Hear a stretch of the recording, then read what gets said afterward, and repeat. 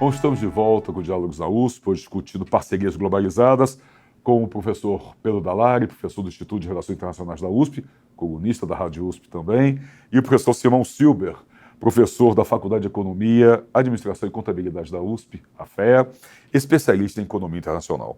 Professor, antes de avançarmos um pouco mais nas nossas conversas e sairmos talvez um pouco desse eixo Mercosul-União Europeia, eu queria trazer para os senhores uma questão que foi colocada, não sei o quanto de balão de ensaio isso é isso ou não, de criar-se uma moeda comum para o Mercosul. Isso é viável, isso faz sentido. Quer dizer, a inspiração claramente é o euro, né? Eu me lembro de ter visto um programa uma vez numa televisão portuguesa discutindo a crise do euro, agora coisa de 4, 5 anos atrás. E um dos debatedores colocou uma coisa muito séria. O euro não tem dono, o euro não tem personalidade, o euro não é de ninguém. Então pode-se fazer o que quiser com ele.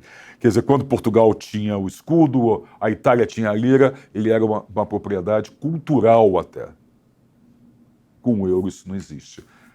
Então, trazendo isso para os senhores, uma moeda comum no Mercosul faria sentido dentro desse quadro, inclusive, professor Simão?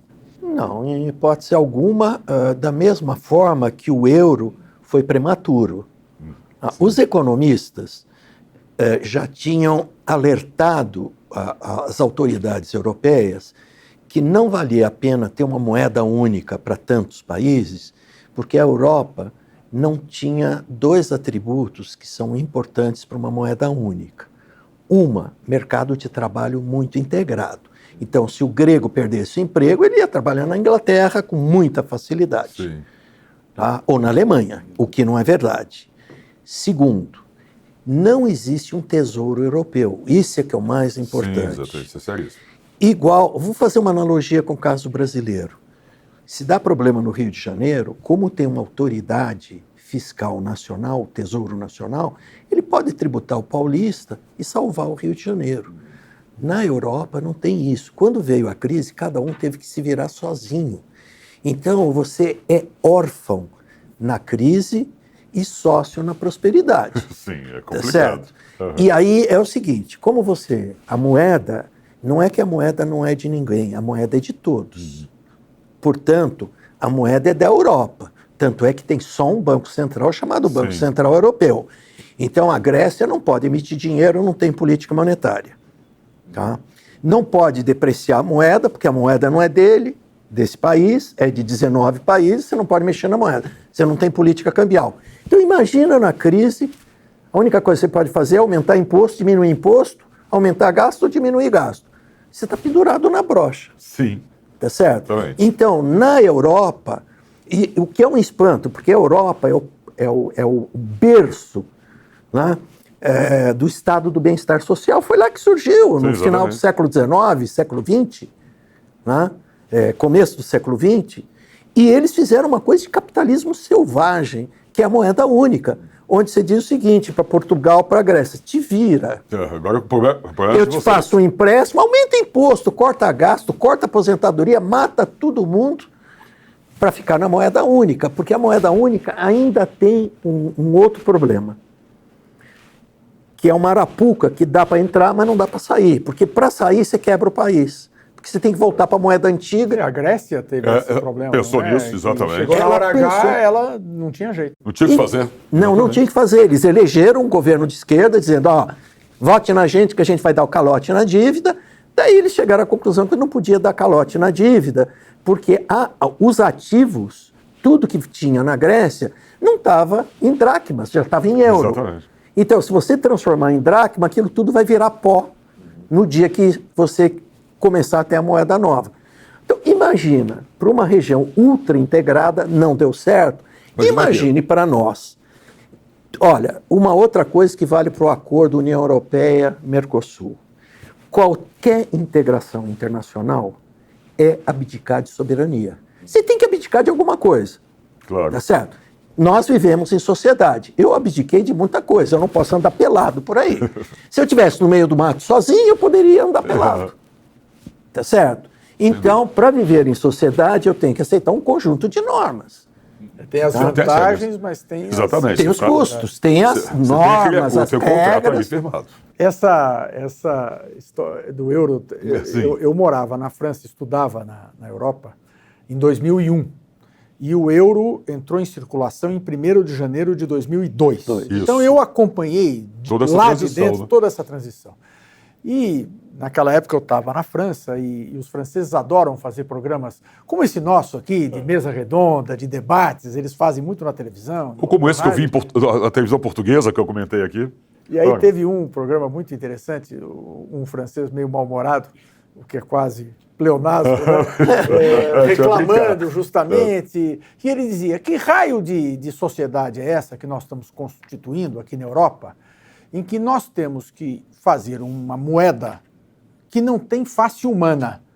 E aí ele explicou, todas as cédulas do euro, né, a partir de 5 euros, 10 euros, 20 euros, 50 euros, nenhuma delas tem a face humana, porque não pode ter a face de ninguém.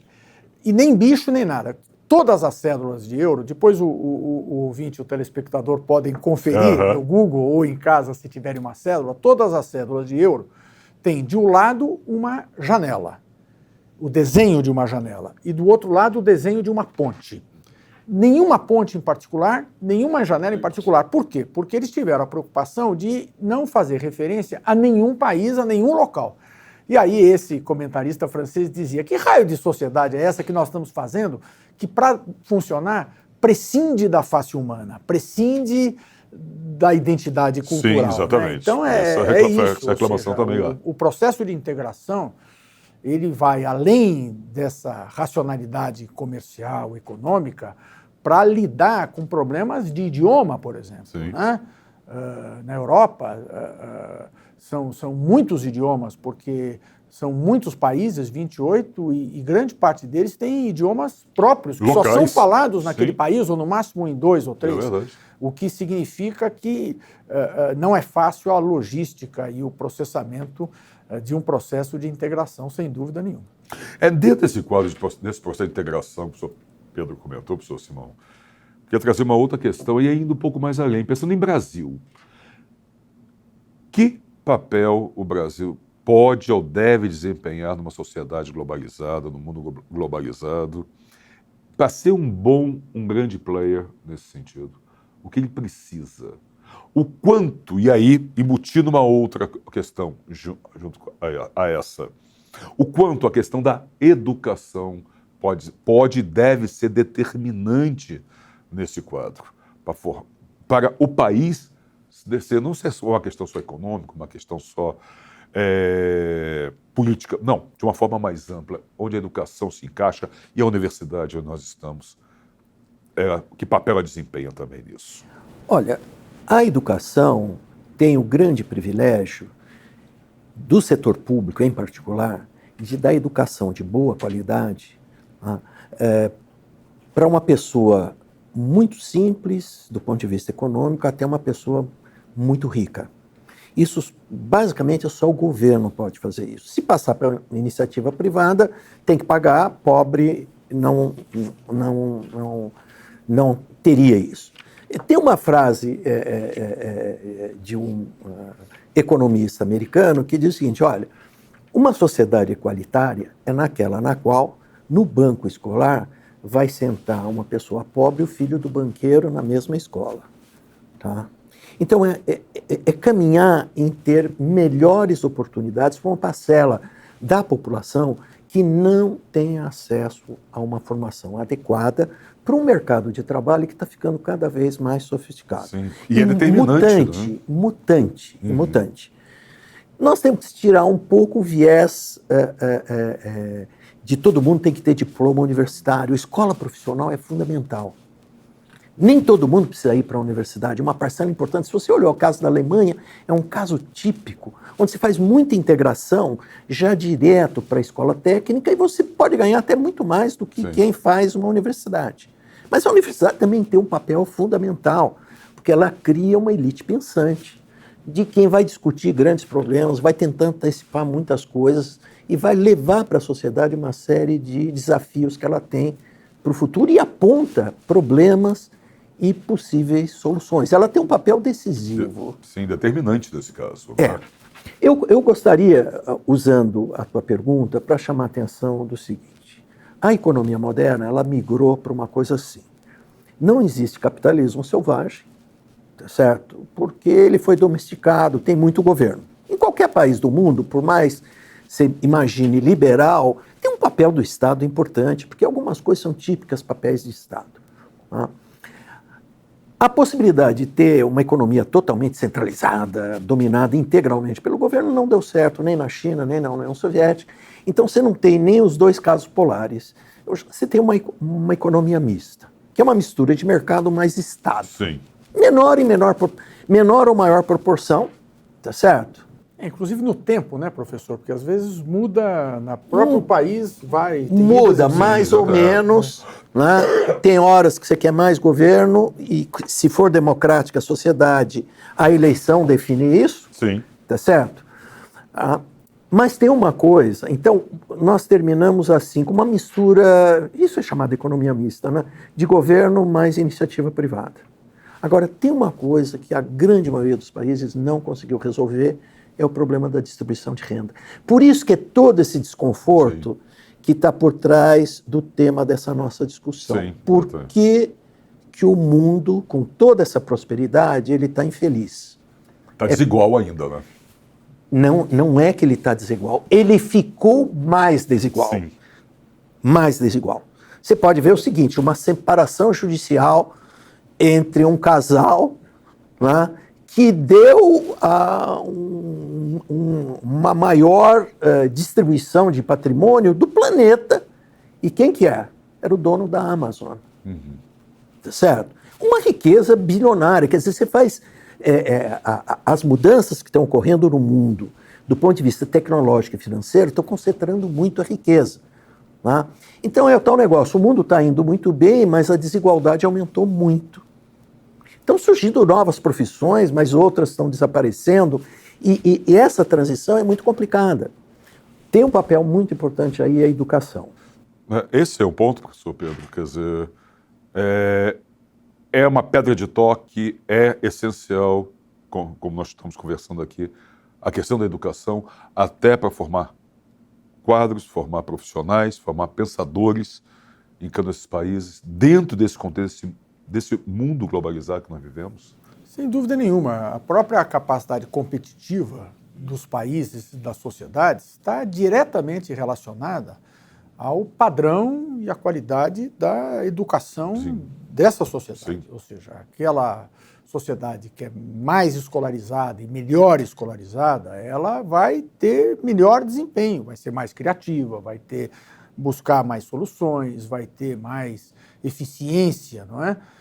E esse é um grande desafio no Brasil, e eu acho que há uma percepção disso. Tanto é que, diferentemente da área ambiental, em que eu estou preocupado, porque eu acho que a sociedade civil não está no Brasil reagindo diante dos horrores da política atual do governo federal, no caso da educação, quando se anunciou cortes, a sociedade foi para a rua, ela foi se manifestar, porque há uma percepção da relevância disso. É evidente que nós temos muito que avançar, mas se nós compararmos, mesmo no Brasil, com todos os problemas que a gente tem, num espaço de 50 anos, a escolaridade aumentou muito, os índices de analfabetismo foram para baixo, a quantidade de jovens que têm acesso hoje à universidade e às escolas técnicas é muito maior do que era no passado, não é?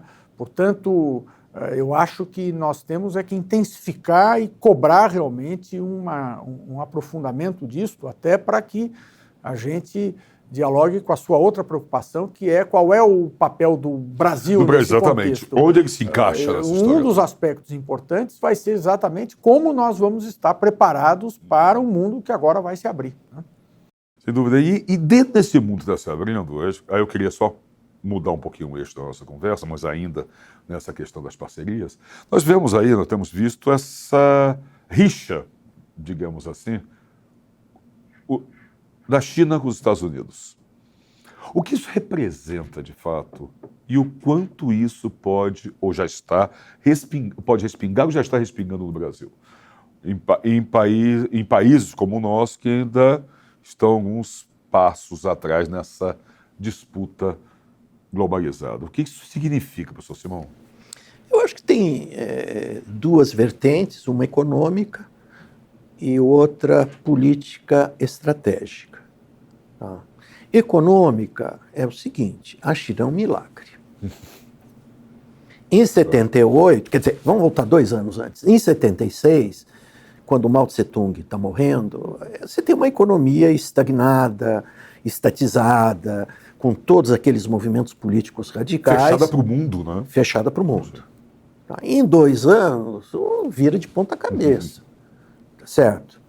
Bom, a partir dos anos 80, em média, a China cresceu 10% ao ano. Ninguém fez isso na história moderna. Sim. Não existe outro caso. Assombroso. Né? Assombroso.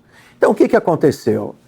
De um lado, você tem a potência hegemônica do século XX e XXI, que é os Estados Unidos. Opa, daqui a pouco está surgindo uma outra.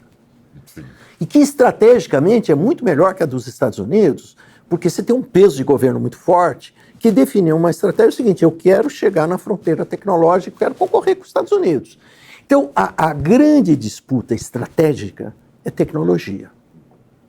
A grande disputa política é o seguinte: o Trump gostou de ser presidente, que é um segundo mandato, e ele tem que explicar para o eleitor dele o seguinte, que ele bate na China. Esse é o ponto, né? Esse é o ponto. Então, eu acho que tem essas duas vertentes, tá certo? Do ponto de vista econômico, não faz o menor sentido. Porque os dois perdem, os outros ganham. Sim. Tá? O mundo tende a perder, porque são 2 grandes motores da economia mundial. Se eles retalharem entre si, eles saem da cadeia global de divisão do trabalho, piora a produção na China e nos Estados Unidos, derruba o crescimento mundial. O comércio mundial esse ano vai ter um crescimento muito modesto. Exatamente por causa da briga dos Estados Unidos e todo mundo, com a China, e todo mundo sabe o seguinte: o pior acordo, isso você sabe muito melhor que eu no direito, o pior acordo é melhor que a melhor briga. Então, devia chegar num acordo, mas aí tem um aspecto político e tem o seguinte: quem vai dominar a estratégia 5G de telecomunicação? E a China está na frente. É isso, Sr. Pedro, quer dizer, essa disputa vai muito além da questão meramente econômica? Não, sem dúvida. Com relação à China, há inclusive um aspecto diferente, que é o fato de que, pela primeira vez, nós teríamos uma potência hegemônica que não é democrática, ou que pelo menos não responde a comandos mínimos de uma sociedade democrática. Não é o Império Britânico, e depois disso os norte-americanos, com todos os problemas estruturais, foram sociedades em que o controle social se fazia mais possível e presente. A China não, né? Por isso eu acompanho com bastante interesse, por exemplo, essa situação de Hong Kong. Sim. Né? Tema de uma das suas últimas colunas. Exatamente, inclusive. porque o problema de Hong Kong não é onde há realmente manifestações em prol da democracia muito efetivas, não é Hong Kong. É de que maneira aquilo pode contaminar a sociedade chinesa, que é a preocupação da China, que objetivamente é uma ditadura, né? Ou seja, não tem a menor dúvida. E esse é um dado novo na equação, porque é um país, portanto, que tem um governo que é capaz de impor mudanças muito mais abruptas do que governos democráticos, que estão sujeitos, bem ou mal, né, ao controle da imprensa, ao controle do parlamento, ao controle do poder judiciário. Sim. Ali não. Né? Então isso é realmente algo que aparece como uma grande incógnita do ponto de vista da política internacional. Então agora nós estamos chegando, já estamos quase na reta final do nosso programa, que vai passar muito rápido quando está se divertindo.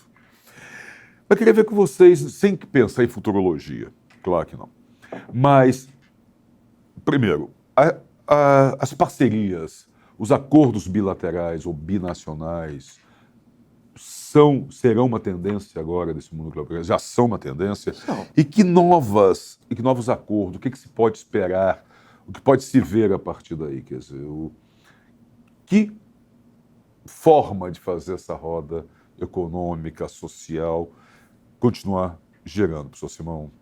Eu diria o seguinte, já tem coisas que já aconteceram, que não estão ainda no conhecimento geral, porque ainda falta alguns detalhes técnicos Por exemplo, o Mercosul já tem um acordo assinado de livre comércio com o Chile.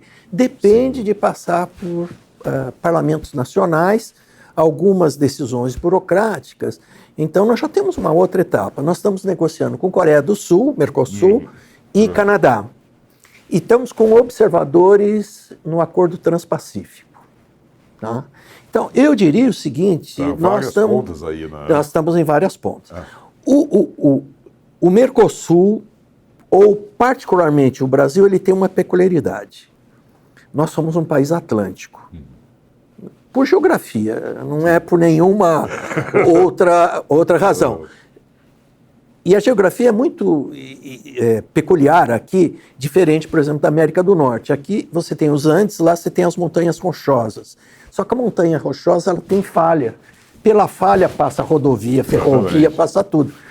A cordilheira, você olha e fala, caramba, 4 mil metros, como é que passa por cima disso? Não passa. Tá? Por enquanto não passou direito. Tá? Olha, então, obviamente, você tem uma parte muito importante voltada para a Europa, onde a gente está dando um passo muito importante agora. Teria um outro aqui nas Américas mesmo, se aproximando de Chile, Colômbia, Peru, México, né? E talvez em algum instante na América do Norte. Não com esse governo, que é um governo muito arredio a esse tipo de coisa. Agora, a gente vai ter que arrumar uma saída para o Pacífico, porque o mundo está virando inteirinho para o Pacífico. Tá, o eixo da economia mundial no século XXI é Pacífico. Então, quem tiver costa para o lado de lá tem uma vantagem dramática de custo de transporte e de comunicação. Talvez esse acordo com o Chile possa facilitar, não? Exatamente. Agora precisa arrumar uma saída para o Pacífico mais adequada. Professor Pedro, é isso? Quer dizer, e outra coisa, a questão ambiental sempre será uma questão de peso para ser colocado nas negociações? Cada vez mais, porque, objetivamente, o desenvolvimento científico e tecnológico que trouxe ganhos evidentes do ponto de vista de saúde pública, do ponto de vista de acesso à informação, gerou também um estresse crescente no ecossistema terrestre, né? Ou seja, hoje o risco realmente ambiental, como algo que pode afetar as próprias condições da sobrevivência da espécie humana no planeta, estão dados, né? Esses elementos de risco. Não é possível ignorar essa situação. Portanto, eu não tenho dúvida que os mecanismos podem ser vários, podem ser diferentes, podem sofrer mudança no tempo, com avanços ou com recuos, mas a humanidade está fadada à integração como uma condição para a sobrevivência, né? Ou seja, não é possível num mundo onde a ciência e a tecnologia geram um nível crescente de interatividade que a gente tenha sociedades isoladas. Isso pode ocorrer na Coreia do Norte, porque é uma situação inusitada, né, de ter um país daquele ter bombas nucleares, ou na Arábia Saudita, que está sentada num poço de petróleo, mas o resto do mundo tem que se integrar de alguma maneira. Portanto, eu acho que isto vai ser inevitável e isto tende, de alguma maneira, a disseminar padrões de proteção aos direitos humanos e ao meio ambiente mais elevados. O que nós temos que ver é se vai dar tempo, né? Ou seja, se isto vai ser feito numa velocidade que permita realmente que o planeta não sofra consequências muito mais drásticas do que já está sofrendo. Mas que a tendência é esta e o que nós vimos aqui, quer dizer, quando o Brasil, né, e o governo atual estava contra o protocolo, o Acordo de Paris, mas foi fazer o acordo, já teve que recuar, porque não tem jeito, quer dizer, se quer se integrar, e a integração é inevitável, tem que adotar padrões mais consistentes. Bom, perfeito. Bom, o Diálogos Augusto está chegando ao seu final, quero agradecer muitíssimo a presença do professor Simão Silber, professor da Faculdade de Economia, Administração e Contabilidade da USP, a FEA, especialista em Economia Internacional, professor Pedro Dallari, professor do Instituto de Relações Internacionais da USP e nosso colunista na Rádio USP. Professores, muitíssimo obrigado por presença. Nós é que agradecemos. Muito obrigado. Muito obrigado. Até a próxima.